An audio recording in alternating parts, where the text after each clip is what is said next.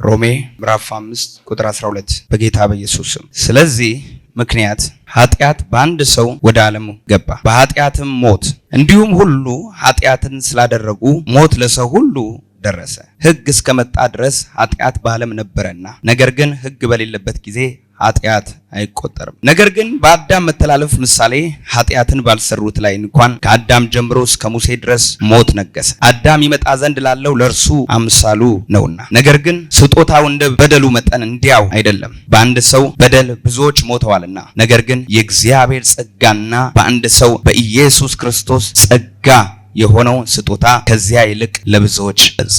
በአንድ ሰውም ኃጢአትን በማድረጉ እንደሆነው መጠን እንደዚያው ስጦታ አይደለም። ፍርድ ከአንድ ሰው ለኩነኔ መጥቷልና፣ ስጦታው ግን በብዙ በደል ለማጽደቅ መጣ። በአንዱም በደል ሞት በአንዱም በኩል ከነገሰ፣ ይልቁንም የጸጋን ብዛትና የጽድቅን ስጦታ ብዛት የሚቀበሉ በአንዱ በኢየሱስ ክርስቶስ በኩል በሕይወት ይነግሳሉ። ሃሌሉያ።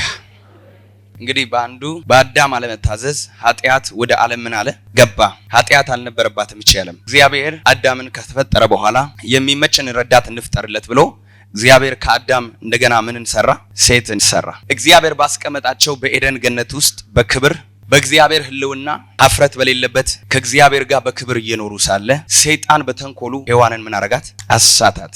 ምን በማድረግ? መልካም የሚመስል ነገር ተናግሮ፣ ነገር ግን የሴቲቱን አእምሮ በእግዚአብሔር ላይ ክፉ እንድታስብ፣ እግዚአብሔርን እንዳታምን፣ በእግዚአብሔር እንዳትደገፍ የሴቲቱን አእምሮ በመቀየር እግዚአብሔራዊ ባልሆነ መንገድ መራት። ኢየሱስ ጌታ ነው። ዛሬ ወደ እናንተ የሚመጡ የትኛውም የጥፋት ድምጾች ጸጥ ይበሉ። አሳች መናፍስቶች ጸጥ ይበሉ። ሔዋንን እባቡ በተንኮሉ ምን አረጋት? አሳታት። ከዚህ ፍሬ ለምንድን ነው ማትበዩ? አይ እግዚአብሔር ኤደን ያለውን ፍሬ ሁሉ እንድንበላ፣ ነገር ግን ይህንን ዛፍ እንዳንበላ እግዚአብሔር ተናግሮናል አለችው። አይ ይህንን ፍሬ እኮ ብትበይ እንደ እግዚአብሔር ትሆኛለሽ አላት። ሰይጣን ሰውን በምኞት ነው የሚጠልፈው። እንደ እግዚአብሔር ትሆኛለሽ፣ ሁሉን ታውቂያለሽ፣ እግዚአብሔር ትሆኛለሽ። አንቺ ራስሽ አምላክ አያስፈልግሽም። አንቺ ራስሽ እንደ አምላክ ትሆኛለሽ። ክፉን አይዲያ፣ ክፉን አእምሮ፣ ክፉን መንፈስ አእምሮ ውስጥ ጨምረባት። ከዚህ በኋላ ነው ለአዳም ሰጠችው። አዳም በላ። ከዚያ ቀን ጀምሮ ኃጢአት ወዴት ገባ? ወደ ዓለም ገባ። ኃጢአት ወደ ሌለበት ዓለም ውስጥ ገባ። ሰይጣን ውሸታም ነው። መጽሐፍ ቅዱስ ነው የሚለው ውሸታም የውሸትም አባት። ውሸትንም ከማን ይናገራል? ከራሱ። ሁለተኛ ቆሮንቶስ ምዕራፍ 5 ቁጥር 12 ላይ እባብ በተንኮሉ ሔዋንን እንዳሳታት ለእግዚአብሔር ያላችሁ ቅንነት እንዳይበላሽ ብዬ በክርስቶስ ምን አረጋችኋለሁ? ለምናችኋለሁ።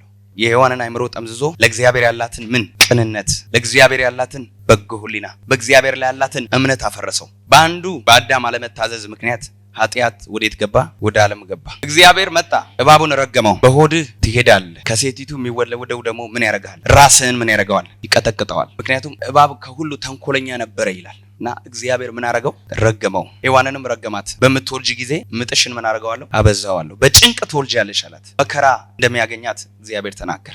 አዳምንም እግዚአብሔር ተቆጣው። ጥረህ ግረህ ትበላለህ በወዝ ላብ። ከዚያ ቀን ጀምሮ ምድር ኃይሏን መስጠት ከለከለች። እባብም እንደተረገመው መሆን ጀመረ። በአንዱ በአዳም አለመታዘዝ ምክንያት ኃጢአት ገባ። ኃጢአትን ባልሰሩት ሁሉ ላይ ኩነኔው ደረሰባቸው። በአዳም ወገብ የነበረ በሙሉ፣ ከአዳም ዘር የመጣ በሙሉ ማንም ጻድቅ የለም። ሁሉ ኃጢአትን ሰርተዋል፣ እግዚአብሔርም ክብር።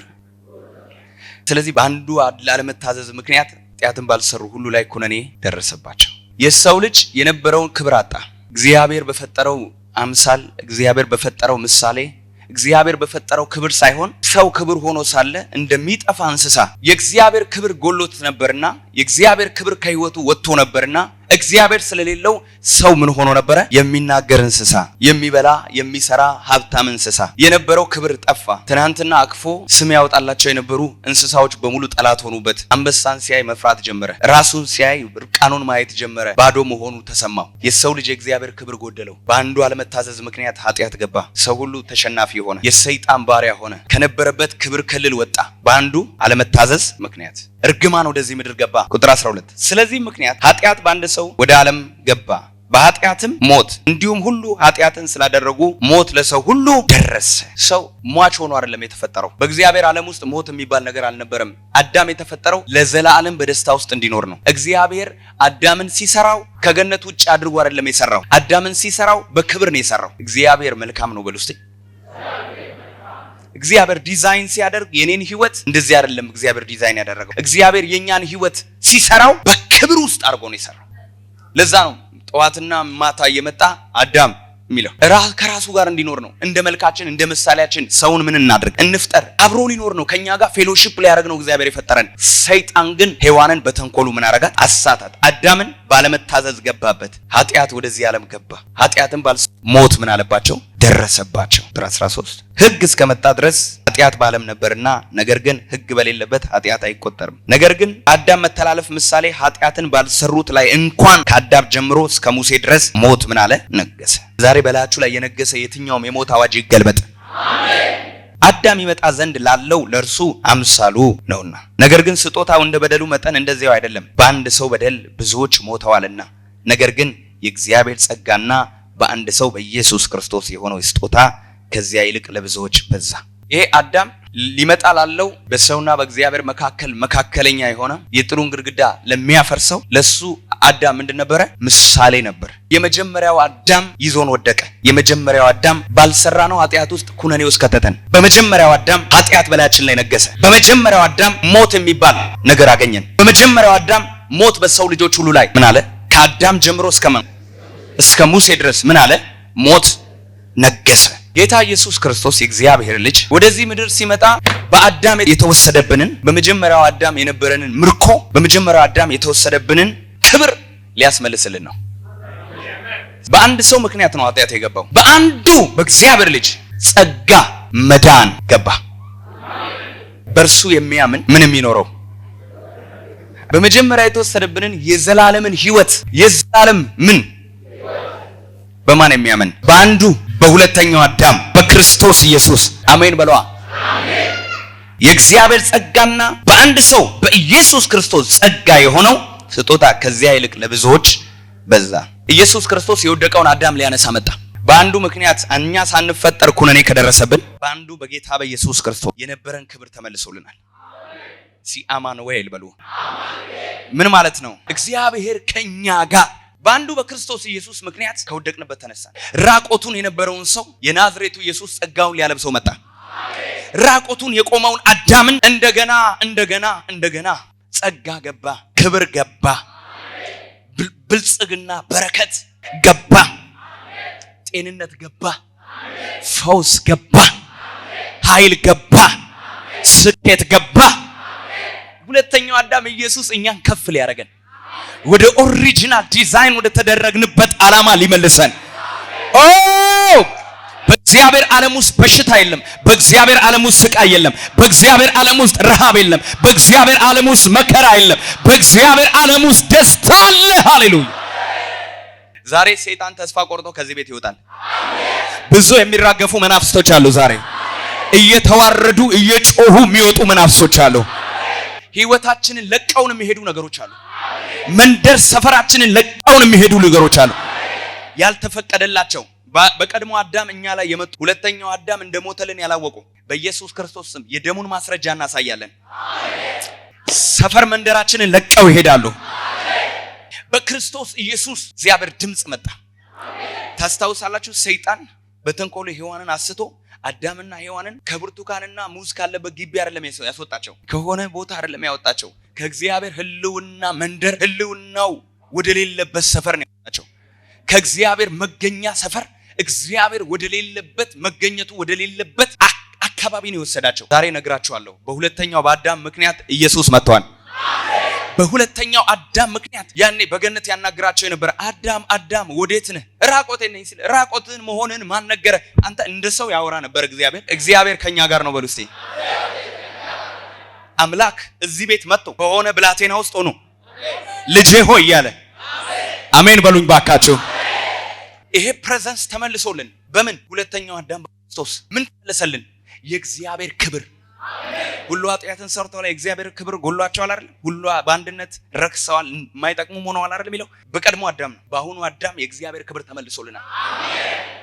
አንድ ሰው የእግዚአብሔር ክብር ተመልሶልኛል ይበል።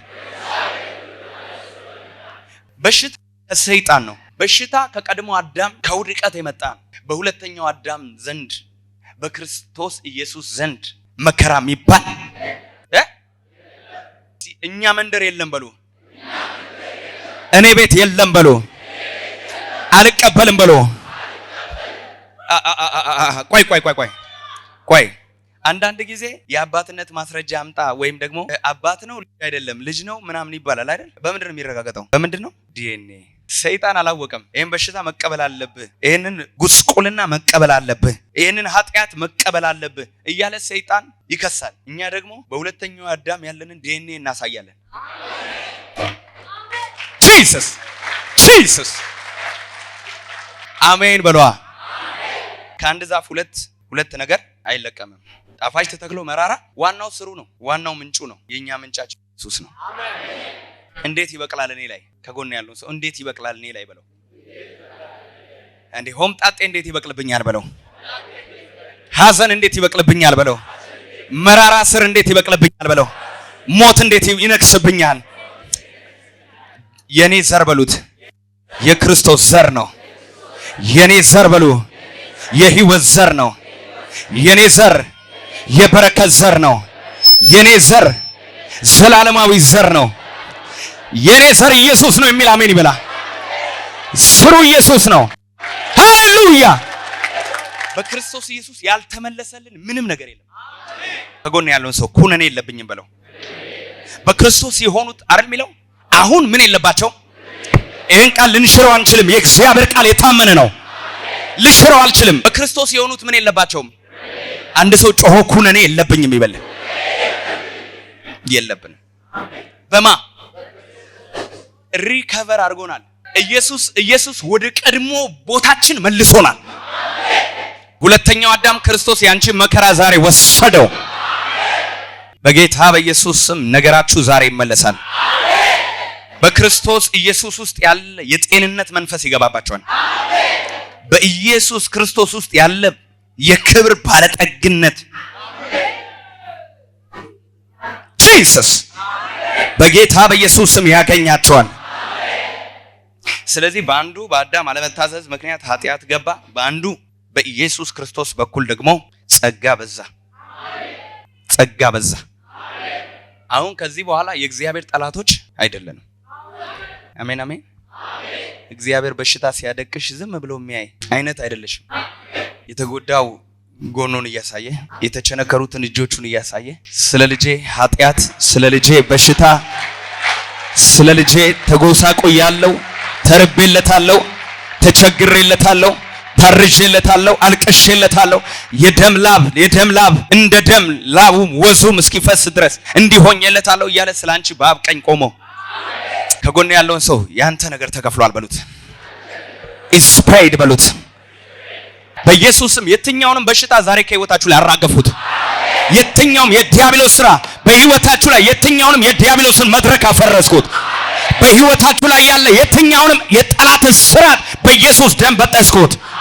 በጌታዬ በአምላኬ በመድኃኒቴ በኢየሱስም ሰይጣን እናንተ ውስጥ ያስቀመጠው ፋይል ይቃጠል።